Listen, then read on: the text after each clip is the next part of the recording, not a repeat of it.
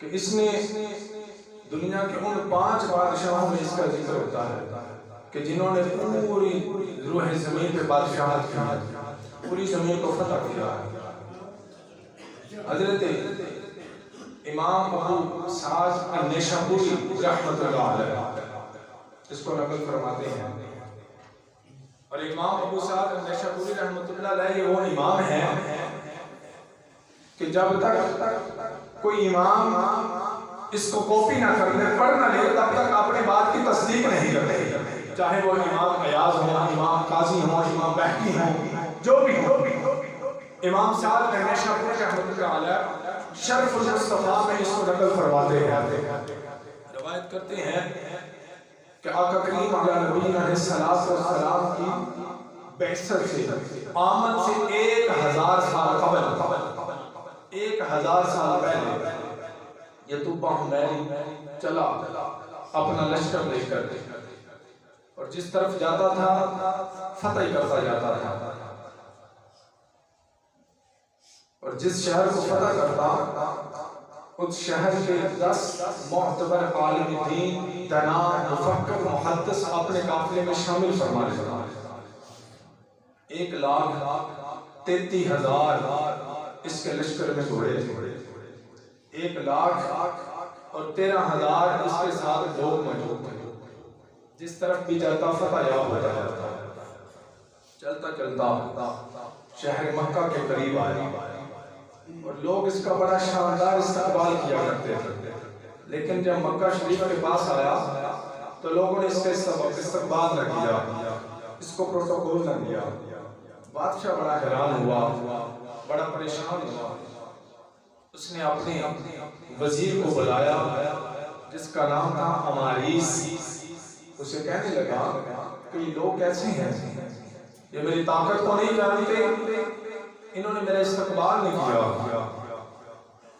اماریس نے کہا کہ یہ بدھو لوگ ہیں، بدھ پرست لوگ ہیں، ان کے ہاں ایک گھر ہے جس کو کعبہ کہا جاتا ہے، یہ اس کی عزت کرتے ہیں، ان کو اس کا غرور ہے، تو لہذا اس کی وجہ سے یہ کسی کو بھی عزت نہیں دیتے، یہ بدھ پرست لوگ ہیں۔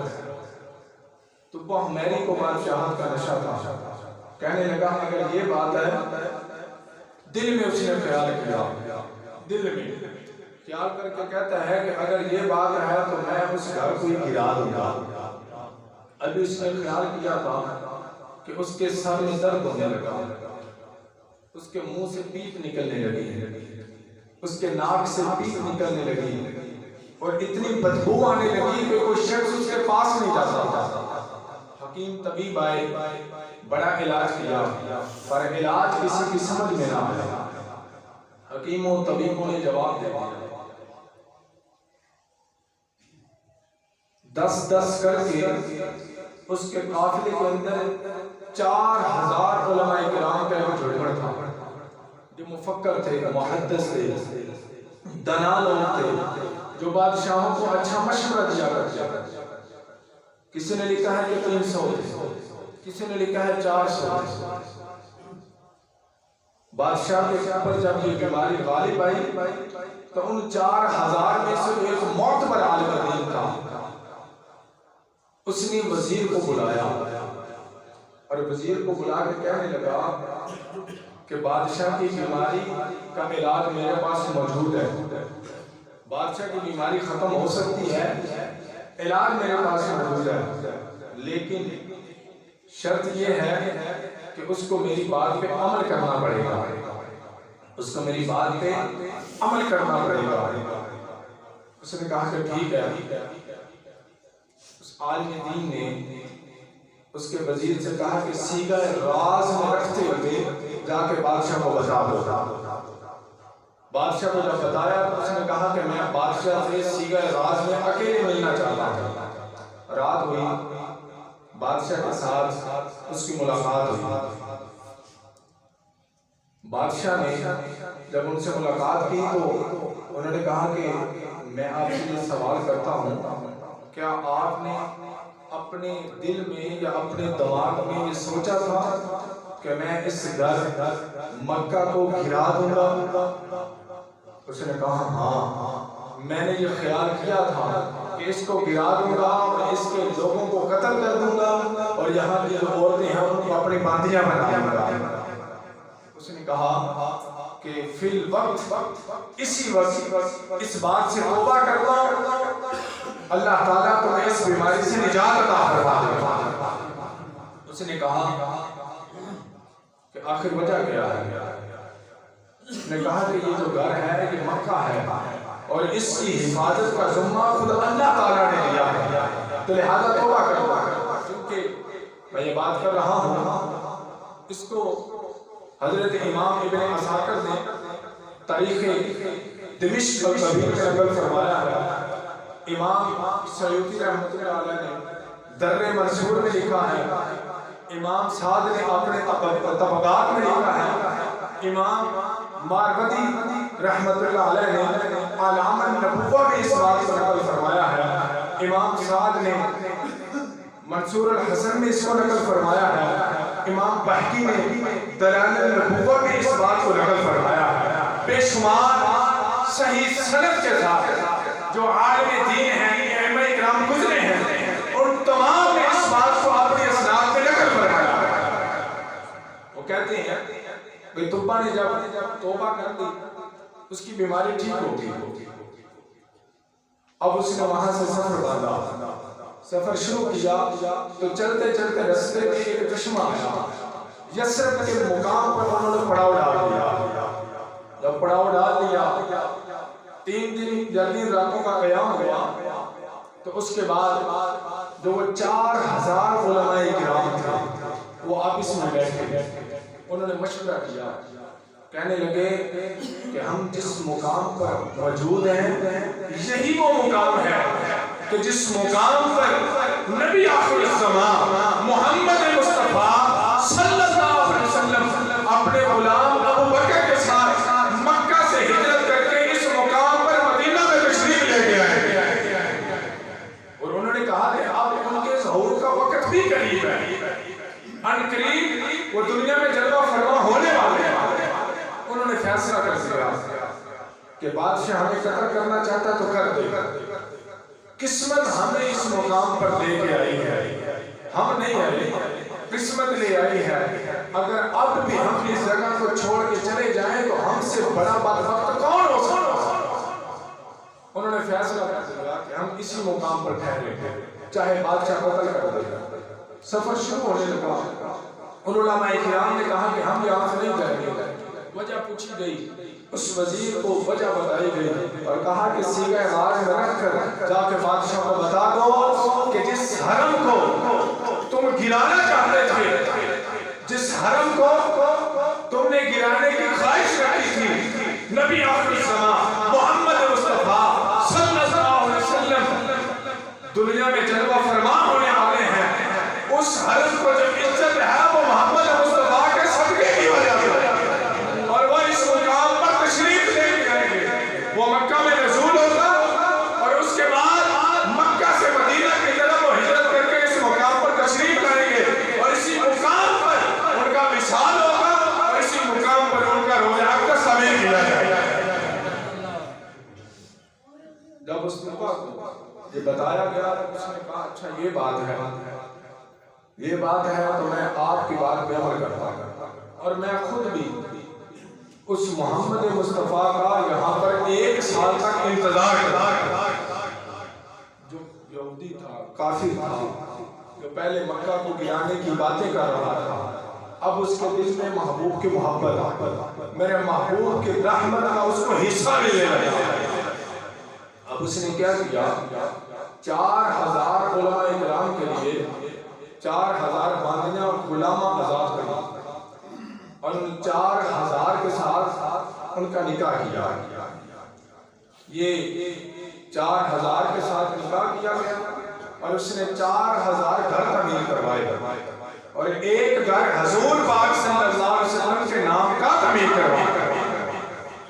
4000 علماء کرام کی اس نے شادیاں کروائی، 4000 گھر تعمیر کیے اور ایک گھر حضور پاک صلی اللہ علیہ وسلم کے نام کا تعمیر کروایا۔ یہ ابتدا تھی شہر مدینہ۔ کہ حضور پاک صلی اللہ علیہ وسلم کی آمد سے 1000 سال پہلے ہو چکے، اب اس نے 1 سال تک خود انتظار کیا لیکن آمد نہ ہوئی۔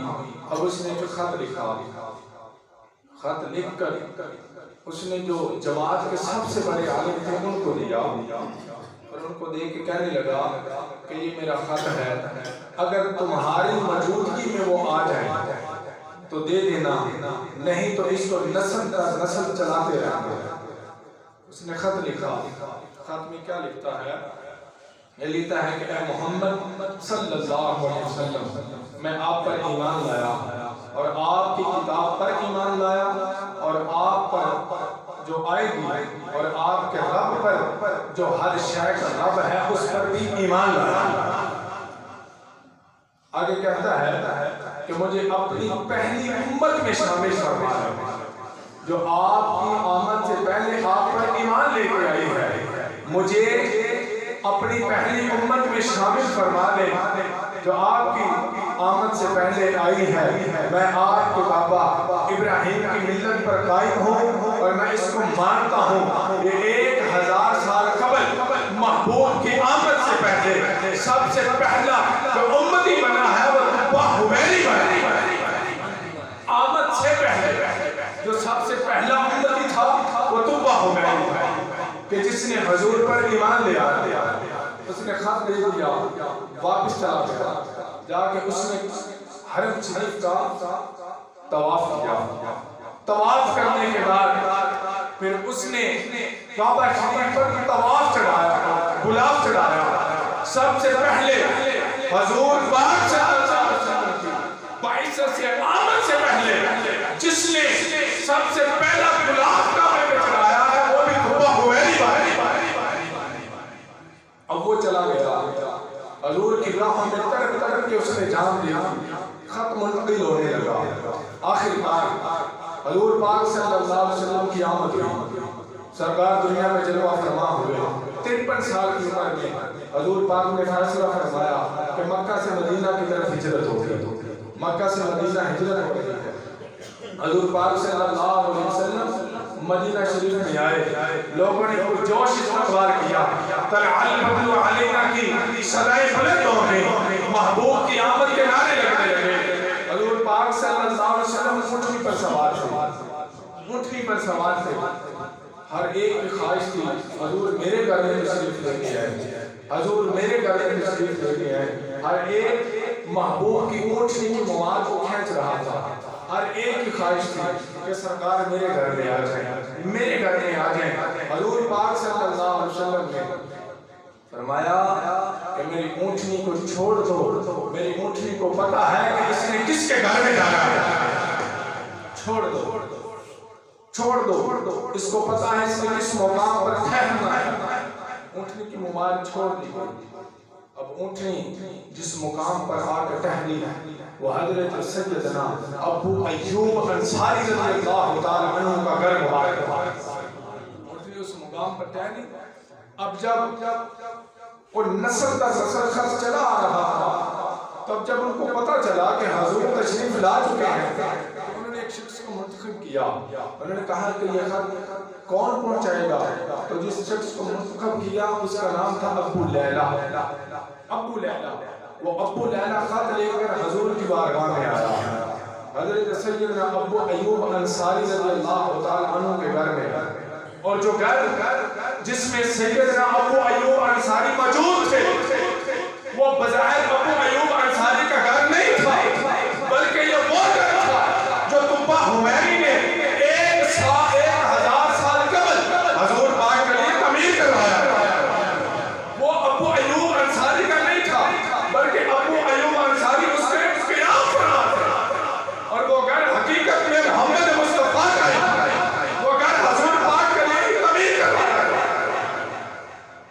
اب جب حضور پاک بیٹھے ہیں، ابو لیلہ آ گیا، حضور پاک صلی اللہ علیہ وسلم ابو لیلہ نے دیکھا تو وہ پہچان نہ پایا، چمکتا چہرہ، نور ٹپکتا چہرہ، والضحیٰ کا مکھڑا، اور ساتھ والضحیٰ کے مکھڑے کے جناب سیدنا صدیق اکبر، اس کو سمجھ نہیں آ رہی آقا کون ہے، غلام کون ہے۔ حضور پاک نے فرمایا کہ انا ابو لیلا، تو ابو لیلا ہے؟ اس نے کہا نعم، ہاں میں ابو لیلا ہوں۔ حضور پاک نے فرمایا کہ ابو لیلا وہ تبا کا خط مجھے دے دو۔ آپ کو بات کی سمجھ نہیں آئی، نقطہ سمجھے نہیں۔ ابو لیلا نے بتایا نہیں کہ میں تبا کا خط لے کے آیا ہوں، ابو لیلا نے بتایا نہیں کہ میں ابو لیلا ہوں۔ حضور پاک نے فرمایا کہ ابو لیلا ہے؟ جی میں ابو لیلا ہوں۔ فرمایا وہ تبا کا خط مجھے دے دو۔ اب وہ حیران ہوا، پریشان ہوا، کہنے لگا آپ کو کیسے پتا؟ آپ چہرے سے جادوگر تو لگتے نہیں، آپ چہرے سے جادوگر تو لگتے نہیں، آپ کو کیسے پتا؟ محبوب نے فرمایا کہ جس رب نے مجھے اپنا محبوب بنایا اسی رب نے مجھے یہ بھی بتایا۔ فرمایا اسی رب نے بتایا۔ ابو لیلا کا خط جو تھا وہ حضور پاک کو پیش کیا گیا، حضور پاک نے مولا علی کو دیا۔ مولا علی کو جب خط دیا گیا، حضرت مولا علی نے وہ تحریر پڑھی کہ میں آپ پر، آپ کے رب پر، آپ پر آنے والی کتاب پر ایمان لے کے آتا ہوں اور آپ کی ملت، آپ کے باپ ابراہیم کی ملت کو مانتا ہوں۔ اور حضور جب محشر کے میدان میں آپ ساری امت کی شفاعت کر رہے ہوں گے تو مجھ گنہگار کو بھی اپنی شفاعت کا حقدار بنا لیا۔ حضور پاک نے خط رکھا، ابو لیلا کہ اس خط کو رکھا اور تبا حمین کے لیے ید اللہ والے ہاتھ اٹھا دیا، دعا فرمائی اور اس کی مغفرت کی دعا فرمائی اور فرمایا کہ اے تبا معاشر کے میدان میں تیری شفاعت بھی کی جائے گی۔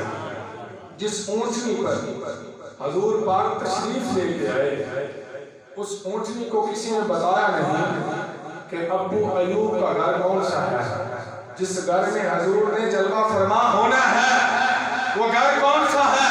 میرے محبوب نے فرمایا کہ یہ میری اونٹنی جانتی ہے اس نے کس مقام پر جانا ہے، یہ تو میرے محبوب کی اونٹنی کا علم ہے کہ اس کو پتا ہے کس مقام پر جانا ہے۔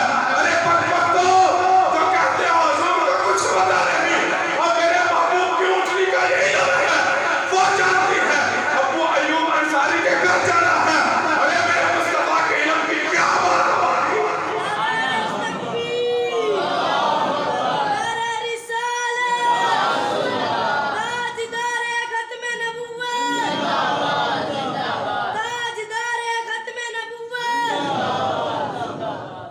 یہ تو اس اونٹنی کا علم ہے کہ جس پہ مصطفیٰ سوار ہے۔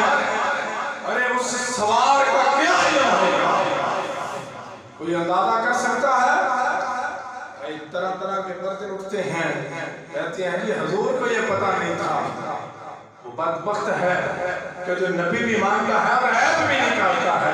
محبوبات نقطہ چینی میرے کرن تو باز نہیں آتے، اصل منافع جانو منانو اچھوٹے پیار کے آندے تیرے سارے دسیا عشق دے مفتی جڑا مڑ مڑے فرماوے آزم جت دل لگ جاوے اور عیب نظر نہ اپنے اپنا محبوب کو یابوں کے لیے پیدا فرمایا تھا، بلکہ حضور پاک صلی اللہ علیہ وسلم کسی کے مہمان نہیں تھے۔ کسی نے کہا کہ حضور مہمان بن کے گئے ہیں، نا محبوب کسی کے مہمان نہیں ہے، ساری کائنات میرے محبوب کی مہمان ہے۔ حضور سب کی مہمان نوازی کے لیے آئے ہیں، حضور سب کو اپنی رحمت للعالمین کا حصہ عطا فرمانے کے لیے آئے ہیں۔ لوگوں نے تڑپ تڑپ کر محبوب کا امتی بننے کے لیے اپنی جان قربان کی۔ آج آپ کو اور مجھے کیا کوئی ظلم برداشت کرنا پڑا؟ کیا ہمیں کسی یہودی کے باغ میں بکنا پڑا؟ کیا ہمیں کسی یہودی کی غلامی کرنی پڑی؟ ماں کی گود سے نکلے تو کسی نے پوچھا کہ کہاں آیا ہوں، تو جواب ملا کہ تو محمد مصطفیٰ کا غلام بن گیا ہے۔ اور پھر وہ غلام اٹھتا ہے، اسی محبوب کے عیب نکالتا ہے، وہی غلام اٹھتا ہے، محبوب کی نقطہ چینیاں تلاش کرتا ہے۔ وہ امتی کہاں؟ وہ نیازی بولا کہ میں خوش قسمتی میں تیرا امتی، میں خوش قسمتی میں تیرا امتی۔ بندے کو اسی بات پہ ہی شکر ادا کرنا چاہیے کہ وہ لوگ حضور کی راہیں چلتے رہے، لیکن حضور صلی اللہ علیہ وسلم کا دیدار نہ کر سکے، سرکار کی امتی نہ بن سکے، یہ امت خوش قسمت ہے۔ اللہ تعالیٰ ہم سب کو اسی طرح کا عشق عطا فرمائے، اسی طرح کی محبت عطا فرمائے۔ وما علیہ